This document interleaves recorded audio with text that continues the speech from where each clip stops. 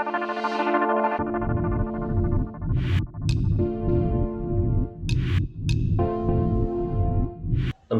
എല്ലാവർക്കും പുതിയ വീഡിയോയിലേക്ക് സ്വാഗതം. ഇപ്പോൾ കഴിഞ്ഞ ക്ലാസ്സിൽ നമ്മൾ പഠിച്ചിട്ടുണ്ടായത് ക്രോപ്പ് ടൂളും അതുപോലെ തന്നെ പെർസ്പെക്റ്റീവ് ക്രോപ്പ് ടൂളുമാണ്. അപ്പോൾ ഈ ഒരു ക്ലാസ്സിൽ നമ്മൾ പഠിക്കാൻ പോകുന്നത് സ്ലൈസ് ടൂളും സ്ലൈസ് സെലക്ട് ടൂളും. ഈ രണ്ട് ടൂൾസാണ് നമ്മൾ പഠിക്കാൻ പോകുന്നത്. രണ്ടിൻ്റെ ഷോർട്ട് കട്ട് സി ആണ്.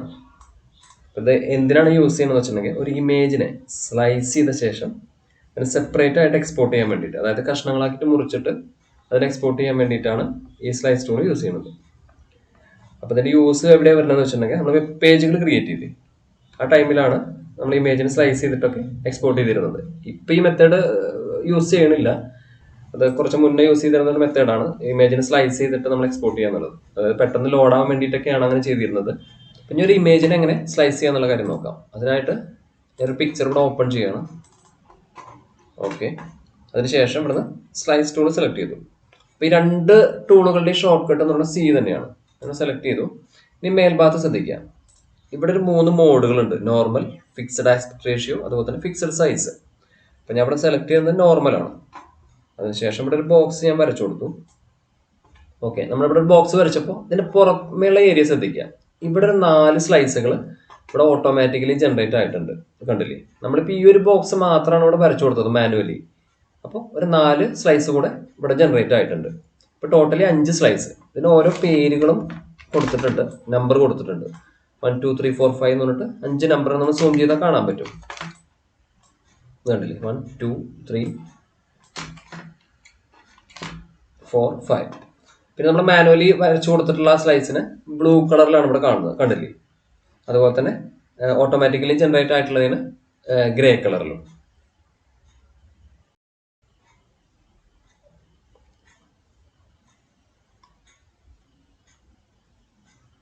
പിന്നെ ഞാൻ ഇവിടുന്ന് ഈ രണ്ടാമത്തെ മോഡ് സെലക്ട് ചെയ്യണം. അതായത് ഫിക്സഡ് ആസ്പെക്ട് റേഷ്യോ സെലക്ട് ചെയ്യണം.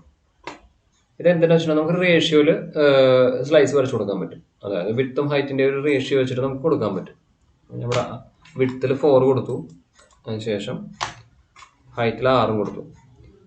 ഇനി വരയ്ക്കുമ്പോൾ ഇതേ റേഷ്യോയിലായിരിക്കും നമുക്ക് വരയ്ക്കാൻ പറ്റുക. അതായത് കണ്ടോ, അതായത് 4:6 എന്നുള്ള ആ റേഷ്യോയിലാണ് നമ്മളിപ്പോൾ മാനുവലി വരച്ചു കൊടുത്തിട്ടുള്ള സ്ലൈസ് വരിക.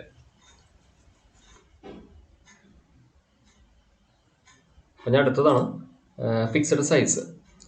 ഇവിടെ നമുക്ക് എത്ര പിക്സൽസ് വിഡ്ത്തിലും ഹൈറ്റിലും വരണം എന്നുള്ളത് നമുക്ക് ഇവിടെ കൊടുക്കാൻ പറ്റും.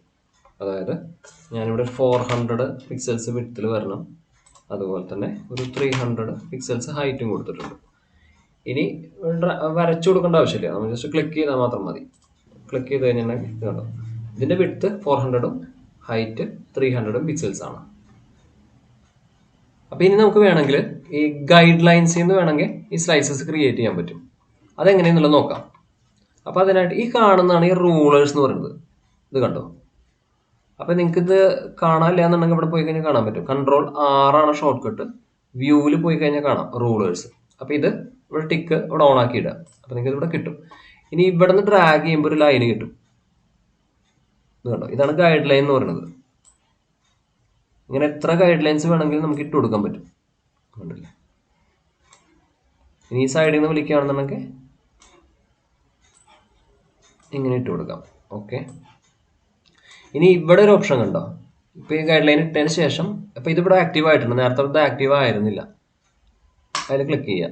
ഇത് കണ്ടോ? ഇപ്പോൾ ഇത്രയും കഷ്ണങ്ങളായിട്ട് ഈ ഇമേജ് മാറിയിട്ടുണ്ട്.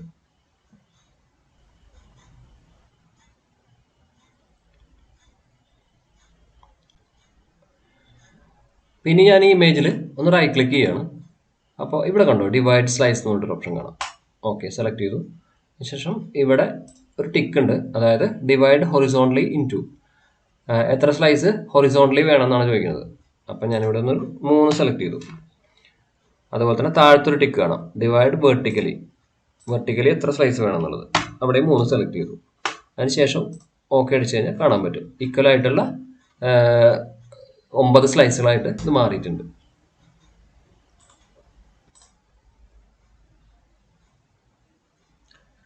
ഇതിന് താഴെയായിട്ട് ഒരു ടിക്ക് കിടക്കണതാണ്. ഇത് കണ്ടോ? അപ്പോൾ ഇതെന്തിനാന്ന് വെച്ചാൽ നമുക്ക് പിക്സൽ വാല്യൂ കൊടുക്കാൻ പറ്റും. അപ്പോൾ ഞങ്ങളുടെ മേലെ 300 കൊടുക്കണം, താഴെയായിട്ട് 200 കൊടുത്തു.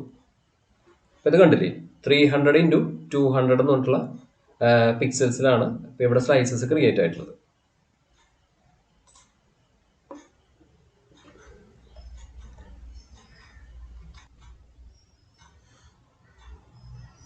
ഇനി എങ്ങനെയാണ് അതിനെ സേവ് ചെയ്യാന്നുള്ള കാര്യം നോക്കാം. എന്നിട്ട് നമ്മൾ സ്ലൈസ് വരച്ചു കൊടുക്കണം. അതിനുശേഷം ഫയലിൽ പോയി ഇവിടെ സേവ് ഫോർ വെബ് എന്ന് കണ്ടില്ലേ, ആൾട്ട് കൺട്രോൾ ഷിഫ്റ്റ് എസ് ആണ് എൻ്റെ ഷോർട്ട് കട്ട്. ഓക്കെ അടിച്ചു. ഇവിടെ ഏത് ഫോർമാറ്റാണ് വേണ്ടത് ഔട്ട്പുട്ട് എന്ന് വെച്ചിട്ടുണ്ടെങ്കിൽ നമ്മൾ സെലക്ട് ചെയ്ത് കൊടുക്കാം. JPG ഉണ്ട്, അതുപോലെ തന്നെ PNG, അങ്ങനെ കുറേ ഫോർമാറ്റ് നമ്മൾ തന്നിട്ടുണ്ട്. അപ്പോൾ ഏത് വേണമെന്ന് വെച്ചിട്ടുണ്ടെങ്കിൽ നമ്മൾ സെലക്ട് ചെയ്ത് കൊടുക്കാം. ഞാൻ അവിടെ JPG സെലക്ട് ചെയ്യണം. അതിനുശേഷം ഓക്കെ അടിച്ചു. നമുക്ക് ഏത് ഫോൾഡറിലാണ് നമുക്ക് അത് സേവ് ചെയ്യേണ്ടതെന്ന് വെച്ചിട്ടുണ്ടെങ്കിൽ ആ ഫോൾഡർ സെലക്ട് ചെയ്ത് കൊടുക്കാം. ഓക്കെ. അതിനുശേഷം സേവ് ചെയ്യണമെങ്കിൽ ഇവിടെ കുറച്ച് ഓപ്ഷൻസ് ഉണ്ട്. ഫോർമാറ്റ്, അതായത് ഇമേജസ് ഓൺലി സെലക്ട് ചെയ്യുക. ഇമേജ് മാത്രം മതി നമുക്ക്. അപ്പോൾ അതുകൊണ്ട് ഇമേജ് ഓൺലി സെലക്ട് ചെയ്യാം. ഇനി അടുത്തതായിട്ട് സ്ലൈസസ് എന്ന് പറഞ്ഞൊരു ഓപ്ഷൻ കാണാം. അപ്പോൾ അതിൽ കണ്ട ഓൾ സ്ലൈസസ് ഉണ്ട്, അതുപോലെ തന്നെ ഓൾ യൂസർ സ്ലൈസസ് ഉണ്ട്, അതുപോലെ സെലക്റ്റഡ് സ്ലൈസസ് ഉണ്ട്. അപ്പോൾ ഞാൻ ഇവിടെ ഓൾ സ്ലൈസസ് ആണ് ആദ്യം സെലക്ട് ചെയ്യുന്നത്. അതിനുശേഷം സേവ് കൊടുത്തു.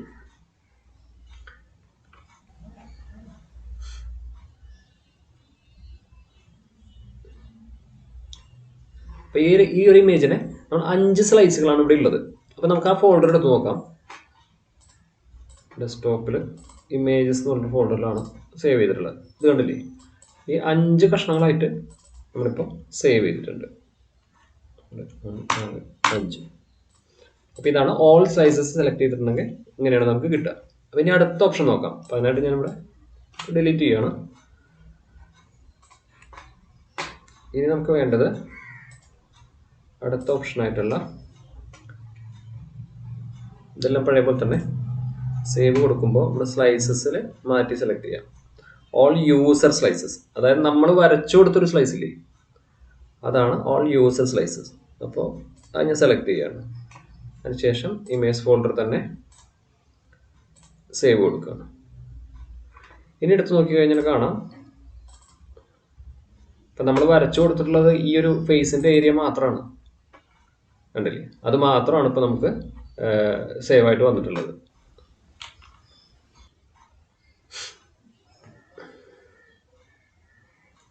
അപ്പം ഇനി ലാസ്റ്റത്തെ ഒരു ഓപ്ഷൻ കൂടി നോക്കാം. അതിനായിട്ട് സേവ് ഫോർ വെബ് സെലക്ട് ചെയ്തു. ലാസ്റ്റത്തെ ഓപ്ഷൻ എന്ന് പറഞ്ഞിട്ടുണ്ടെങ്കിൽ നമുക്ക് സെലക്ട് ചെയ്ത് കൊടുക്കാൻ പറ്റും. ഏതൊക്കെ സ്ലൈസസ് ആണ് വേണ്ടതെന്ന് വെച്ചിട്ടുണ്ടെങ്കിൽ സെലക്ട് ചെയ്ത് കൊടുക്കാൻ പറ്റും. അപ്പോൾ അതിനായിട്ട് ഞാൻ ഇവിടെ ഇത് സെലക്ട് ചെയ്തു, ടോപ്പത്തെ ഈ ഒരു സ്ലൈസ് സെലക്ട് ചെയ്തു. അതിനുശേഷം ഷിഫ്റ്റ് ഹോൾഡ് ചെയ്തിട്ട് ഈ ഫേസും കൂടെ സെലക്ട് ചെയ്തു. ഇനി സേവ് കൊടുക്കണം. ഇതിൽ സ്ലൈസസ് ലാസ്റ്റ് സെലക്റ്റഡ് സ്ലൈസസ് ഇവിടെ സെലക്ട് ചെയ്തു. ശേഷം സേവ് ചെയ്യുമ്പോൾ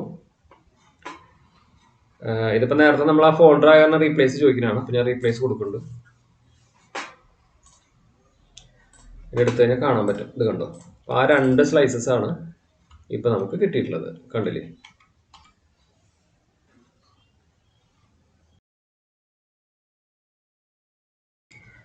പിന്നെ അടുത്ത ടൂളാണ് slice select tool. Shortcut C തന്നെയാണ്. അപ്പോൾ ഇത് വെച്ചിട്ട് നമുക്കൊരു സ്ലൈസിനെ സെലക്ട് ചെയ്യാൻ പറ്റും. സെലക്ട് ചെയ്യുമ്പോൾ അതിൻ്റെ കളർ മാറിയിട്ട് യെല്ലോയിലേക്ക് മാറിക്കൊണ്ടിരിക്കുന്നുണ്ട്. കണ്ടോ, ബ്ലൂവിൽ നിന്ന് യെല്ലോയിലേക്ക് മാറിക്കൊണ്ടിരിക്കുന്നുണ്ട്.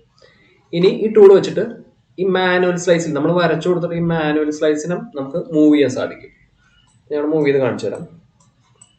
അപ്പോൾ ഇപ്പം എന്താ സംഭവിക്കുന്നത്, പുറമേയുള്ള ഈ സ്ലൈസസ് ഇല്ലേ, ഓട്ടോ ജനറേറ്റഡ് ആയിട്ടുള്ള ഈ സ്ലൈസസ് എല്ലാം അത് റീഅറേഞ്ച് ആയിക്കൊണ്ടിരിക്കുന്നുണ്ട്. ഇത് നീക്കണതിനനുസരിച്ചിട്ട് ഓട്ടോമാറ്റിക്കലി റീഅറേഞ്ച് ആവുന്നുണ്ട്.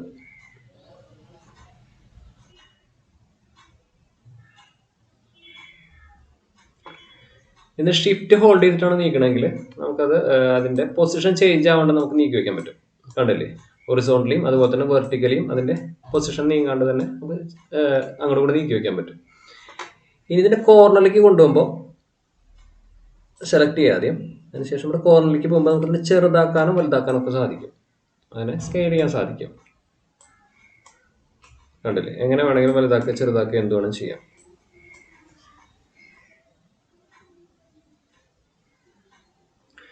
ഇതിലും ഷിഫ്റ്റ് ഹോൾഡ് ചെയ്തിട്ടാണ് നമ്മൾ സ്കെയിൽ ചെയ്യണമെങ്കിൽ അതിൻ്റെ പ്രൊപ്പോർഷൻ നഷ്ടപ്പെടില്ല. പ്രൊപ്പോർഷനായിട്ട് നമുക്ക് സ്കെയിൽ ചെയ്യാൻ പറ്റും. ഇനി ഇതിനൊരു കോപ്പി വേണം നോക്കിയാൽ ഇതിൻ്റെ കോപ്പി വേണമെന്നുണ്ടെങ്കിൽ ആൾട്ട് കീബോർഡിൽ ആൾട്ട് പ്രസ് ചെയ്തതിന് ശേഷം ജസ്റ്റ് നീക്കി വയ്ക്കാം. കണ്ടോ, അപ്പോൾ അതിൻ്റെ കോപ്പി വന്നിട്ടുണ്ട്. ഇത് രണ്ടും മാനുവൽ സ്ലൈസുകളാണ്. അപ്പോൾ ഇതിൻ്റെ ഒന്നിനെ ഡിലീറ്റ് ചെയ്യണമെന്നുണ്ടെങ്കിൽ ഒന്നുകിൽ ബാക്ക് സ്പേസ് അടിക്കാം, അല്ലെങ്കിൽ ഡിലീറ്റ് അടിക്കാം കീബോർഡിൽ.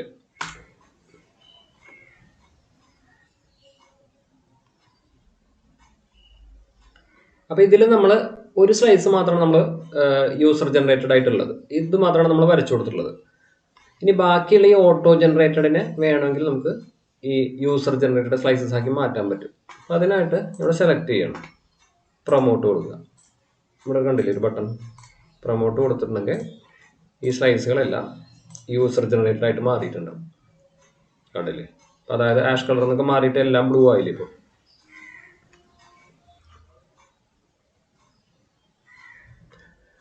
പിന്നെ ഈ സ്ലൈസിനെ എങ്ങനെ അലൈൻ ചെയ്യാന്നുള്ള കാര്യം കൂടെ ഞാൻ ഒന്ന് പറഞ്ഞു പോകാം. അപ്പോൾ അതിനായിട്ട് ഞാൻ ഇവിടെ ഒരു സ്ലൈസ് ഇവിടെ വരച്ചു കൊടുക്കണം. ഇനി ഈ രണ്ട് ബോക്സുകൾ നമുക്ക് ടോപ്പിൽ അലൈൻ ചെയ്യാം. അതിനായിട്ട് സ്ലൈസ് സെലക്ട് ടൂൾ ഇവിടെ നിന്ന് എടുത്തു. അതിനുശേഷം ഷിഫ്റ്റ് ഹോൾഡ് ചെയ്തിട്ട് ഈ സ്ലൈസിനെ സെലക്ട് ചെയ്തു. അപ്പോൾ ഈ രണ്ട് ബോക്സുകൾ ഇവിടെ സെലക്ട് ആയിട്ടുണ്ട്. അതിനുശേഷം ഇത് ഏത് സൈഡിലേക്ക് വേണമെന്നുള്ള അലൈൻമെൻറ്റുകളാണ് ഇത് ഓരോന്നും. അപ്പം ഞാനിവിടെ ടോപ്പാണ് കൊടുക്കുന്നത്, കണ്ടോ. അപ്പോൾ ഇതിപ്പോൾ ഈ രണ്ട് സ്ലൈസുകൾ ടോപ്പിൽ അലൈൻ ആയിട്ടുണ്ട്.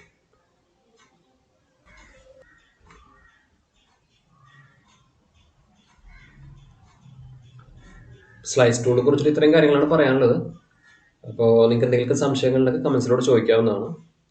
അപ്പോൾ നിങ്ങൾക്ക് വീഡിയോ ഇഷ്ടമെങ്കിൽ ലൈക്ക് ചെയ്യുക, അതുപോലെ തന്നെ എൻ്റെ ചാനൽ ഒന്ന് സബ്സ്ക്രൈബ് ചെയ്യുക. പിന്നെ അടുത്ത വീഡിയോയിൽ കാണുന്നവർ എല്ലാവർക്കും നന്ദി, നമസ്കാരം.